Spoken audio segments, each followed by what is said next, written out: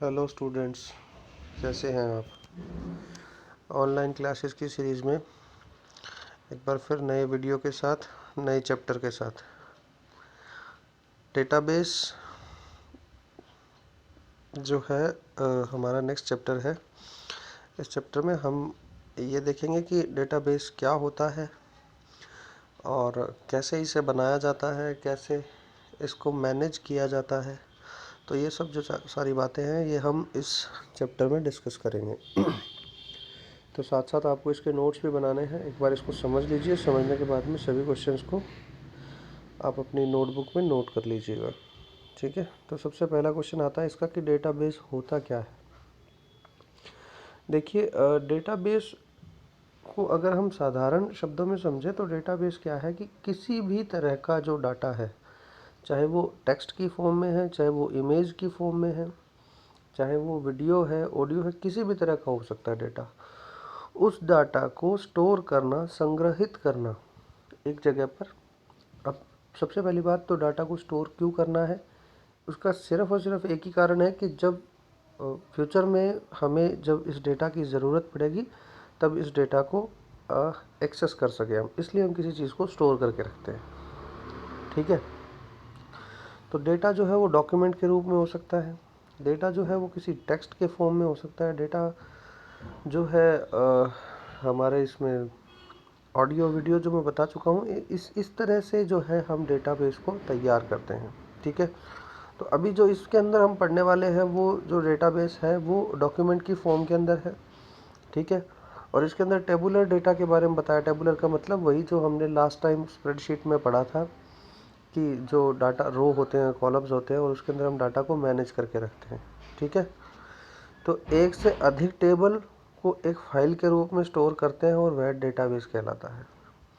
देखो, मैंने इसके बारे में आप लोगों को बताया भी है कि जैसे डाटा जो होता है, मान लो हर एक टीचर के पास, हम स्कूल का एग्जांपल लेते हैं। ठीक है, हर एक टीचर के पास एक क्लास से संबंधित जो रिकॉर्ड होता है वो अलग अलग होता है। ठीक है, जैसे क्लास इंचार्ज है, क्लास इंचार्ज के पास आपका ओवरऑल डाटा होता है।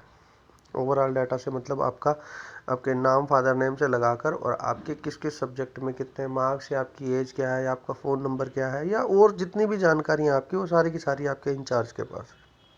ठीक है, अब उसी के अंदर जो है, अब आगे जो दूसरा टीचर होगा, उस टीचर के पास जैसा कार्यभार होगा उसी के अनुरूप उसके पास वैसा रिकॉर्ड आपका होगा। जैसे आपकी क्लास के अंदर मान लो कोई लाइब्रेरी का डेटा है। ठीक है, तो लाइब्रेरी का इंचार्ज अगर किसी को बना रखा है तो लाइब्रेरी वाले टीचर के पास आपका रोल नंबर हो सकता है, आपका नाम हो सकता है, और इसके अलावा कौन कौन सी बुक्स आपके पास इशू हैं वो हो सकती हैं। ठीक है, आपके लाइब्रेरी के इंचार्ज के पास इस डेटा के होने का कोई मतलब नहीं बनता कि आपके मैथमेटिक्स कितने मार्क्स आए या आपके हिंदी में कितने मार्क्स आए।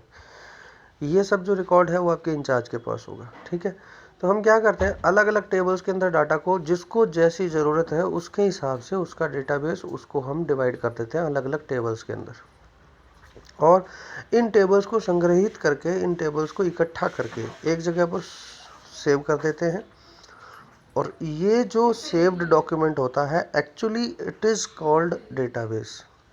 ठीक है, तो एक चीज़ से संबंधित उसकी सारी की सारी जानकारी जो होती है वो डेटाबेस कहलाती है। मुझे लगता है मेरी बात आपको समझ में आ गई है।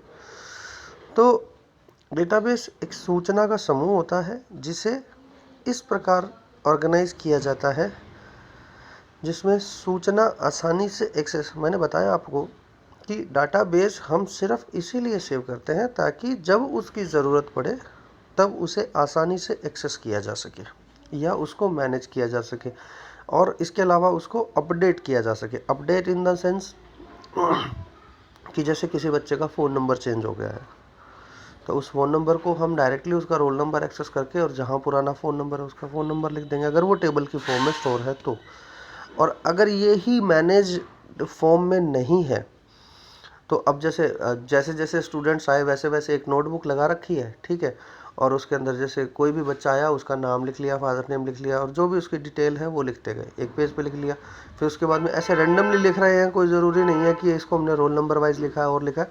पर अब जब इसकी इस डाटाबेस की सपोज किसी भी एक बच्चे की जो है हमें फ़ोन नंबर ढूंढना है, ठीक है, तो पूरी नोटबुक को देखना पड़ेगा कि सबसे पहले तो किस पेज के ऊपर उस बच्चे का डेटाबेस लिखा था, उस बच्चे का जो डेटा है वो किस पेज पर चढ़ाया था। तो बजाय ऐसा करने के हम क्या करते हैं, टेबल्स की फॉर्म के अंदर डाटाबेस को सेव कर देते हैं, सीधा रोल नंबर पता करते हैं कि बच्चे का रोल नंबर क्या है, उस रोल नंबर से सीधा उसका डेटा जो है वो एक्सेस किया जा सकता है। ठीक है, तो इस तरह से डेटाबेस को बनाया जाता है। डेटाबेस मैनेजमेंट सिस्टम क्या है? जो डेटाबेस अभी हमने बनाया है, जो मैंने बताया कि टेबुलर की फॉर्म के अंदर,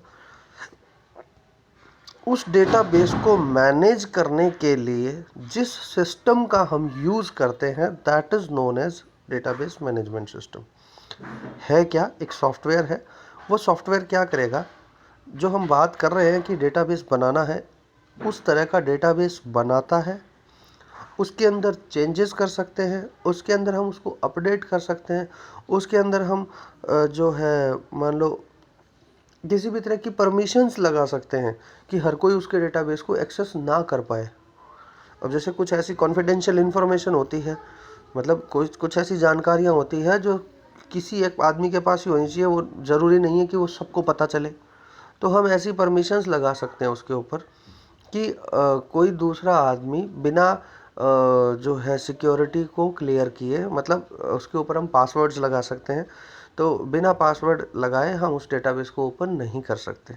तो ये जो सारा जो शेड्यूल तैयार किया है, या हम ये कह सकते हैं इस तरह का जो सिस्टम बनाया गया है, वो एक सॉफ्टवेयर की हेल्प से बनाया जाता है, और इस सॉफ्टवेयर को जो है डेटाबेस मैनेजमेंट सिस्टम कहा जाता है। तो किस किस तरह के सॉफ्टवेयर्स हैं मार्केट के अंदर? बहुत तरह के हैं। ये मेनली 4 अगले क्वेश्चन में बताए गए हैं कि कुछ प्रमुख डेटाबेस मैनेजमेंट सिस्टम सॉफ्टवेयर के नाम लिखें, जिसमें फोक्स प्रो है, ओरेकल, माईएसक्यूएल और एमएस एक्सेस। एमएस एक्सेस इसके अंदर हम डिस्कस करेंगे, ठीक है। तो ये सब के सब वही हैं डेटाबेस तैयार करने के लिए, डेटाबेस को बनाने के लिए जिन सॉफ्टवेयर्स को हम यूज़ करते हैं, ठीक है। तो ये वो है। नेक्स्ट क्वेश्चन आते हैं, कितने तरीके से हम डेटा को व्यवस्थित कर सकते हैं? 2 है, एक फ्लैट फाइल है और दूसरा रिलेशन है। फ्लैट फाइल में क्या होता है, आते हैं आइए पढ़ते हैं। इसके अंदर डाटा को एक टेबल के अंदर स्टोर करवाया जाता है। इसका मतलब हम टैब करते हैं तब जब कम डाटा होता है। रिलेशन, देखो टेबुलर और रिलेशन 2 तरह के डेटाबेस बताए गए हैं। टेबुलर के अंदर क्या होता है, जैसे मान लो एक क्लास का डेटा है, ठीक है। एक क्लास के डेटा के लिए हमें रिलेशनल डाटा बताता हूँ क्या होता है। पहले टेबुलर डाटा को समझ लेते हैं कि जैसे मान लो थोड़ा सा डेटा है, थोड़े से बच्चे हैं, 10 20 50 100, कितने मतलब इतने तक की बच्चे हैं, तो उस केस के अंदर हम क्या करते हैं, टेबल बना लेते हैं और उस टेबल के अंदर उसका सारा का सारा रिकॉर्ड जो है वो सेव कर देते हैं। रिलेशन के अंदर क्या होता है, एक टेबल मतलब जब डेटा जो होता है वो बहुत ज़्यादा होता है, बहुत ज़्यादा इन द सेंस कि मान लो एक्चुअली क्या है, नंबर ऑफ स्टूडेंट्स से इतना फ़र्क नहीं पड़ने वाला जितना उस स्टूडेंट के बारे में जानकारी होती है। जानकारी मान लो जैसे हम कॉलम्स के अंदर सेव कर रहे हैं, जैसे उसका नाम हो गया, उसका फादर नेम हो गया, उसका मदर नेम हो गया, उसका जेंडर हो गया, उसकी कैटेगरी हो गई। तो मतलब इस तरह के कॉलम्स हैं 5 7 10 15 कॉलम तक भी हम सोच लेते हैं कि चलो ठीक है एक टेबल। अब हम ऐसा मान लेते हैं कि किसी एक पर्सन के बारे में 50 तरह के कॉलम है, मतलब 50 तरह की जानकारी है। तो 50 तरह की जानकारी को एक टेबल में हम डालेंगे तो थोड़ा थोड़ा सा मुश्किल हो जाता है उसको रीड कर पाना, ठीक है। तब हम क्या करते हैं, रिलेशंस क्रिएट करते हैं। रिलेशंस क्रिएट करने का मतलब है कि थोड़ा थोड़ा डाटा अलग अलग टेबल्स में डाल देते हैं और उनको रिलेशन क्रिएट कर देते हैं उनका आपस के अंदर। सपोज जैसे बच्चों की एकेडमिक जानकारी है, एकेडमिक का मतलब स्कूल से संबंधित जो जानकारी है उसके लिए एक अलग टेबल बना लिया। बच्चे की पर्सनल अगर कोई जानकारी है, पर्सनल जानकारी के अंदर वो आ जाएगा, जैसे उसका नाम, उसका फादर नेम, उसका आधार कार्ड, उसका जो है एड्रेस है, उसका फ़ोन नंबर, ये उसकी पर्सनल जानकारी के अंदर आ जाएगा। इसी तरह से बच्चा कोई अगर स्पोर्ट्स खेलता है तो उसके लिए भी मतलब वो स्पोर्ट्स कौन सा स्पोर्ट्स खेलता है, कब कब वो खेला है, किस किस स्पोर्ट्स में उसने क्या क्या प्राइज़ जीते हैं, इस तरह की जो टेबल है उसको, इस तरह का जो डेटा है उसको हम एक अलग टेबल में डाल लेते हैं। फिर उसके बाद में जैसे बच्चा कोई किसी कल्चरल एक्टिविटी के अंदर पार्टिसिपेट करता है तो वो किस किस तरह की का, तो कहने का मतलब क्या है कि अब ये जो इतनी सारी बातें हैं वो अगर हम एक ही टेबल में डाल देंगे तो बहुत सारे कॉलम हो जाएंगे, है ना, 10 20 30 50 पर भी चले जाएंगे। तो बजाय इस तरह से हम 50 कॉलम बनाए, हम क्या करते हैं, थोड़ा थोड़ा मतलब थोड़ी थोड़ी जानकारी जो होती है सभी स्टूडेंट की, मतलब जैसे क्लास के अंदर 50 बच्चे हैं, 50 बच्चों की हमें टोटल जानकारी चाहिए, तो उस पूरी जानकारी को एक ही टेबल में ना डालने की बजाय हम क्या करते हैं, अलग अलग टेबल के अंदर टुकड़ों में सेव कर देते हैं। उससे क्या होता है, और फिर उसके बाद में उन टेबल्स को आपस में एक दूसरे से कनेक्ट कर देते हैं, रिलेशन बना देते हैं। ठीक है, तो उस रिलेशन को बनाने से क्या होगा, एक तो डाटा को एक्सेस करना इजी हो जाएगा। अब जैसे हमें सिर्फ इतना ही जानना है कि बच्चा कौन सा स्पोर्ट्स खेलता है, ठीक है, तो उसके लिए उसका पूरा का पूरा रिकॉर्ड देखने की क्या ज़रूरत है, क्यों ना हमारे पास डेटाबेस ही ऐसा हो कि जिसके अंदर हम सीधा बच्चे का रोल नंबर लिखें और उसका जो है सीधा स्पोर्ट्स आ जाए हमारे सामने कि स्पोर्ट्स कौन सा खेलता है वो, बजाय उसके कि हम ये उसका चेक करें कि उसका फादर नेम भी क्या है, उसका मदर नेम भी क्या है, उसका आधार कार्ड भी क्या है, हमें 50 के 50 कॉलम में ढूंढना पड़े कि स्पोर्ट्स वाला कॉलम कहाँ है। तो ऐसा ना करके हम सीधा क्या करते हैं, छोटे छोटे टुकड़ों के अंदर टेबल्स को सेव कर लेते हैं, रिलेशनल डाटाबेस कहलाता है। समझ आ गई मेरी बात? मतलब क्या है कि अलग एक ही डेटाबेस से संबंधित बहुत सारी टेबल्स बना ली हैं और उन टेबल्स को हमने जो है मतलब एक्चुअली क्या है, जगह वही है, बस क्या है कि टेबल्स अलग अलग हैं। ठीक है, जैसे हम पढ़ते हैं कि स्प्रेडशीट के अंदर शीट 1 है, शीट 2 है, शीट 3 है, शीट 4 है, नीचे होती है ना, अलग अलग शीट्स होती हैं। तो अलग अलग शीट्स के अंदर हम डाटा को इसीलिए सेव करते हैं ताकि उसको एक्सेस करना इजी हो जाए। बस यही है कि अगर अमाउंट ऑफ डेटा अगर कम है तो हम सीधा एक टेबल के अंदर सेव कर सकते हैं, और अगर बहुत ज़्यादा जो है कॉलम्स है, बहुत ज़्यादा वैल्यूज़ हैं, तो उस केस के अंदर हम जो है टेबल्स के अंदर रिलेशंस बनाते हैं। ठीक है, बहुत सारी टेबल्स को आपस में रिलेट कर देते हैं, उन दोनों को आपस में कनेक्ट कर देते हैं, तो जिस भी तरह का आपको डेटा चाहिए आप उस तरह का डेटा जो है वहाँ से एक्सेस कर सकते हैं। ठीक है, अब इसके एडवांटेजेस और डिसएडवांटेज, मतलब फ़ायदे क्या क्या है और नुकसान क्या क्या है, तो उसके बारे में पढ़ लेते हैं। डेटा की रिडंडेंसी को कंट्रोल, रिडंडेंसी होती क्या है, सबसे पहली बात, रिडंडेंसी होती है डुप्लीकेसी। डुप्लीकेसी का मतलब एक ही वैल्यू का बार बार सामने आना, एक ही तरह की वैल्यू का। तो बजाय इसके कि मतलब क्या है कि जैसे जैसे एक स्टूडेंट का रिकॉर्ड हमने 3-4 जगह चढ़ा दिया, है ना, एक ही फाइल के अंदर 3-4 जगह चढ़ा दिया, तो इससे क्या हो गया, डुप्लीकेसी बढ़ गई। अब हम बोलते हैं जी कि हमारी शीट के अंदर जो है 100 बच्चों का रिकॉर्ड है, और जब उसको पूरे को पढ़ा जाता है तो उसमें ये होता है कि मतलब 5 बच्चे ऐसे हैं जिनका रिकॉर्ड जो है वो 4 बार चढ़ चुका है, तो मतलब क्या हुआ, 20 वैल्यूज डुप्लीकेट है। इसका मतलब क्या है,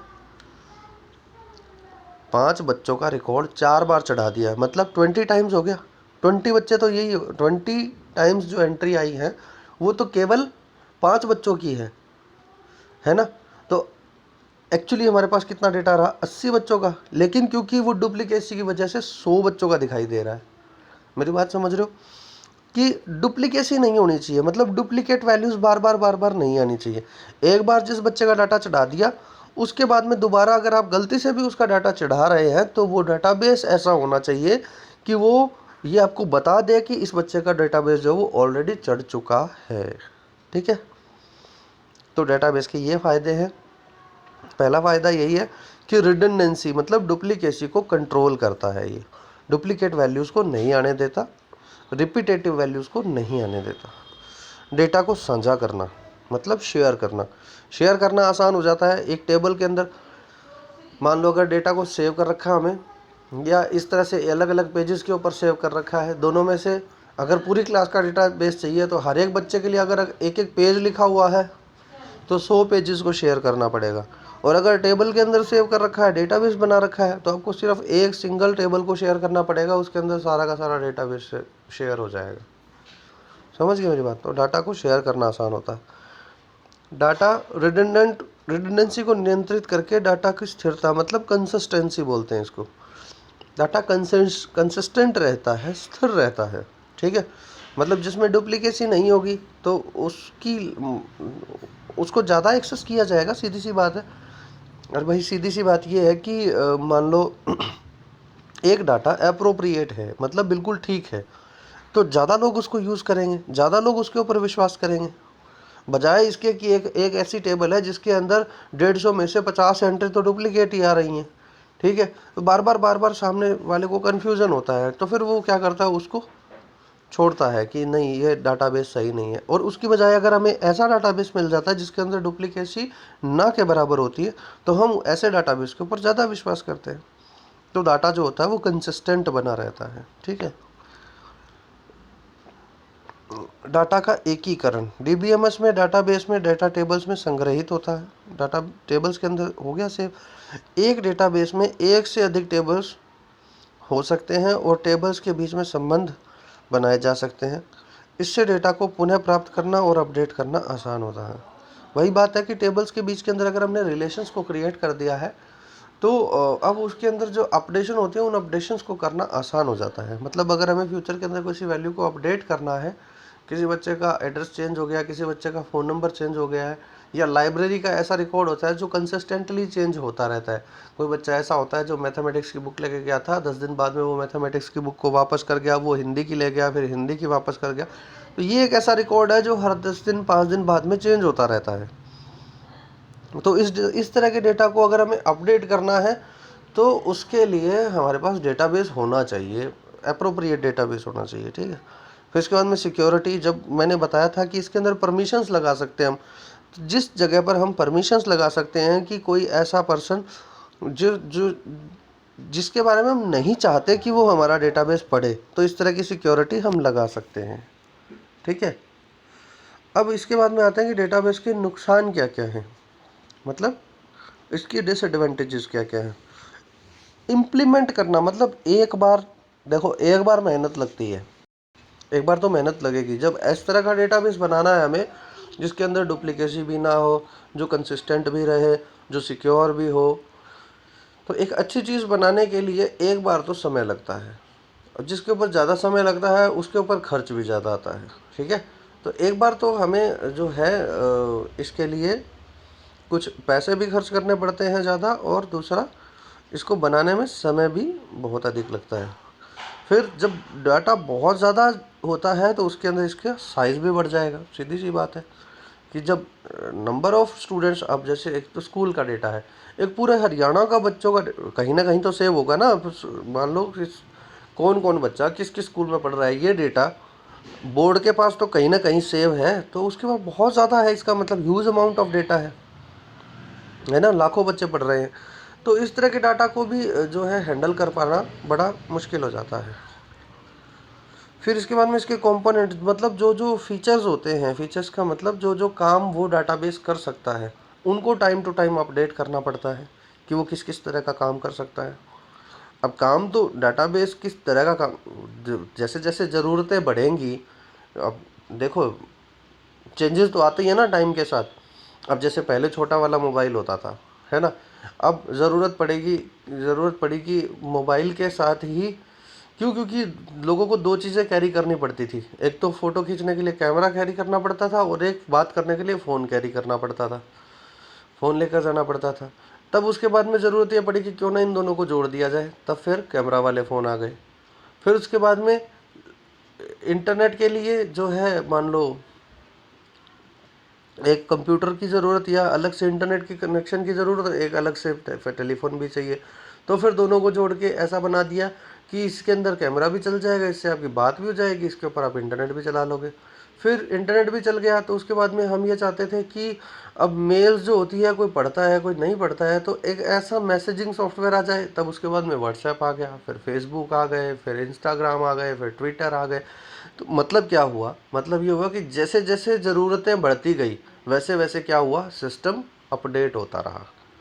आफ्टर ऑल तो वही है ना, बोलेंगे तो इसको फ़ोन ही, शुरुआत जो हुई है वो तो फ़ोन से ही हुई है ना। तो जैसे जैसे समय के साथ साथ हमारी ज़रूरतें बढ़ती गई, वैसे वैसे इस फ़ोन के फीचर्स जो हैं वो अपडेट होते रहे। ठीक है, तो इसके कंपोनेंट को अपडेट करते रहे। अच्छा, फिर इसके बाद में देखो, अगर इलेक्ट्रिक फेलियर या डेटाबेस करप्ट हो जाए तो डेटाबेस में महत्वपूर्ण डाटा स्टोर जो होता है वो लॉस्ट हो जाता है। ये एक जो है ऐसा ड्रॉबैक है जिसका लगभग कोई समाधान नहीं है। ठीक है, मतलब कोशिश हम ये करते हैं कि डाटाबेस को एक जगह पर सेव ना करके दो तीन जगह पर सेव करें। जैसे हमारा बहुत इंपॉर्टेंट डेटा है तो उसको सिर्फ कंप्यूटर में ना रखें, उसकी एक सीडी राइट करके रख लें या उसको कहीं पेन ड्राइव के अंदर स्टोर कर दें। इन केस हमारा लैपटॉप ख़राब हो जाता है, टूट जाता है, या मान लो इलेक्ट्रिक फेलियर हो जाता है। फेलियर का मतलब है कि बस वो डैमेज हो गया। ठीक है, उस केस के अंदर हमारा पूरा का पूरा डेटाबेस जो है वो लॉस्ट हो जाता है। तो भाई इसका तो क्या समाधान है, इसका कोई समाधान नहीं है। ठीक है, फिर इसके बाद में आता है रिलेशनल डाटाबेस मैनेजमेंट सिस्टम। क्या होता है? रिलेशनल मॉडल के ऊपर बेस्ड होता है। इसमें डेटाबेस क्या होता है, एक स्ट्रक्चर होता है। मैंने बताया था आपको कि रिलेशनल के अंदर हम अलग अलग टेबल्स के अंदर रिलेशंस बनाते हैं। क्यों? क्योंकि हमें पूरा का पूरा डाटा जो है वो एक ही टेबल के अंदर सेव नहीं करना, हम उसको टुकड़ों में तोड़ देते हैं। थोड़ा थोड़ा डाटा अलग अलग जगह सेव कर देते हैं। जैसे ज़रूरत पड़ती है उसको हम एक्सेस कर सकते हैं, रिलेशन के थ्रू एक्सेस कर सकते हैं। कि जैसे रोल नंबर 5 का जो है, अगर हमें लाइब्रेरी का डाटा चाहिए तो हम लाइब्रेरी वाली टेबल से ले लेंगे, अगर स्पोर्ट्स का डाटा चाहिए तो हम स्पोर्ट्स वाली टेबल से ले लेंगे। वो संबंधित किससे है, सारी की सारी कनेक्शन किससे है, उसके रोल नंबर से कनेक्टेड है सारा का सारा। कि रोल नंबर 5 का जो अलग अलग टेबल्स के अंदर सेव है डाटा, वो सिर्फ रोल नंबर 5 से ही संबंधित है। ठीक है,